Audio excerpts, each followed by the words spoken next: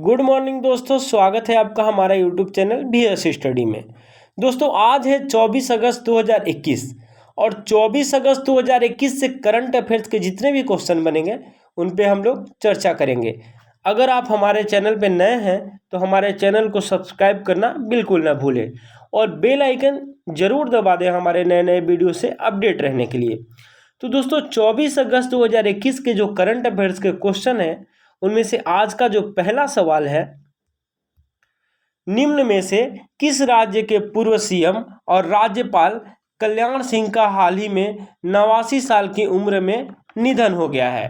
तो दोस्तों अभी जो है इसका जो सही आंसर होगा डी, उत्तर प्रदेश। उत्तर प्रदेश राज्य के पूर्व सीएम और राज्यपाल कल्याण सिंह का हाल ही में 89 साल की उम्र में निधन हो गया है। वे यूपी में भाजपा के पहले सीएम थे। उन्होंने पहली बार मुख्यमंत्री बनने के बाद मंत्रिमंडल के साथ सीधे सीधे अयोध्या में जाकर राम मंदिर बनाने की शपथ ली थी। वे राजस्थान और हिमाचल प्रदेश के राज्यपाल भी रह चुके हैं। तो दोस्तों अब ये हैं कल्याण सिंह और इनका जन्म 5 जनवरी 1932 को अलीगढ़ उत्तर प्रदेश में हुआ था और इनकी मृत्यु 21 अगस्त 2021 को लखनऊ में उत्तर प्रदेश में हुआ था। इनकी जो पॉलिटिकल पार्टी है भारतीय जनता पार्टी। अगला क्वेश्चन, भारत के किस राज्य के चमोली जिला के माड़ा गांव में भारत के सबसे ऊंचे हर्बल पार्क का उद्घाटन किया गया है? तो दोस्तों उत्तराखंड राज्य के चमोली जिला के माड़ा गांव में 11,000 फीट की ऊंचाई पर भारत के सबसे ऊंचे हर्बल पार्क का उद्घाटन किया गया है। तो इसका जो सही आंसर होगा बी, उत्तराखंड। अभी उत्तराखंड राज्य के चमोली जिला के माड़ा गांव में भारत के सबसे ऊंचे हर्बल पार्क का उद्घाटन किया गया है।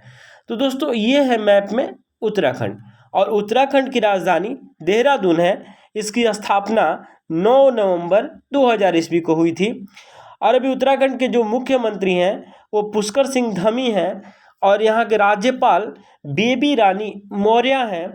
यहाँ का जो नेशनल पार्क है Nanda Devi Rajaji Corbett tiger reserve और टोटल जिलों की संख्या 13 है।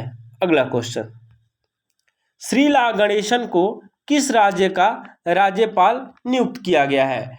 तो दोस्तों श्रीला गणेशन को हाल ही में मणिपुर राज्य का राज्यपाल नियुक्त किया है। उनकी नियुक्ति को राष्ट्रपति रामनाथ कोविंद ने मंजूरी दे दी है।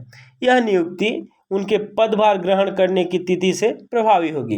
तो दोस्तों इसका जो सही ऑप्शन होगा डी, मणिपुर। मणिपुर को श्रीला गणेशन को मणिपुर राज्य का राज्यपाल नियुक्त किया गया है। तो अब ये है मैप में मणिपुर और मणिपुर की राजधानी इम्फॉल है और मणिपुर का स्थापना जो हुआ था 21 जनवरी 1972 को हुआ था। और यहाँ के जो मुख्यमंत्री हैं बीरेन सिंह हैं और यहाँ के राज्यपाल नजमा हेपतुल्ला हैं। टोटल जिलों की संख्या यहाँ पे 16 है। अगला क्वेश्चन,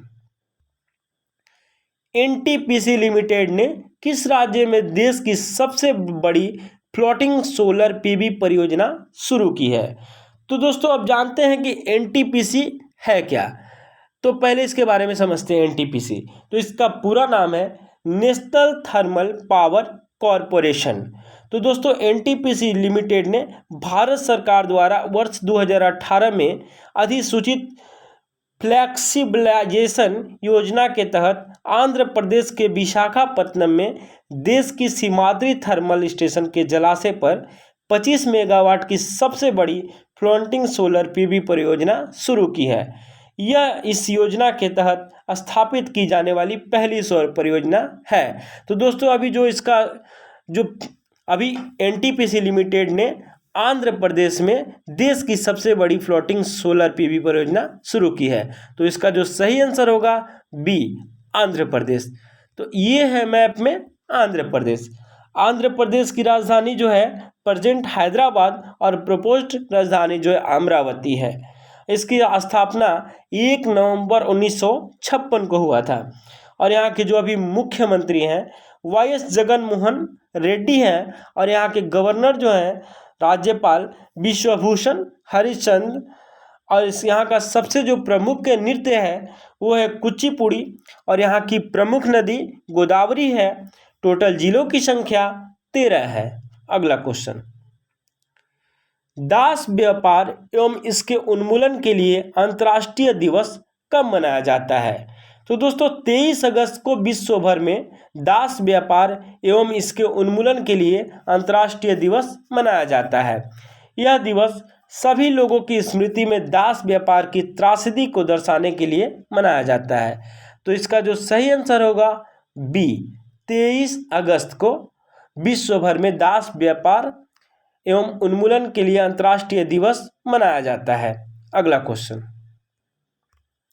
भारत और किस देश ने हाल ही में AK-103 राइफल खरीदने के लिए एक समझौते पर हस्ताक्षर किए हैं? तो दोस्तों इसका जो सही आंसर होगा वो होगा बी, रूस।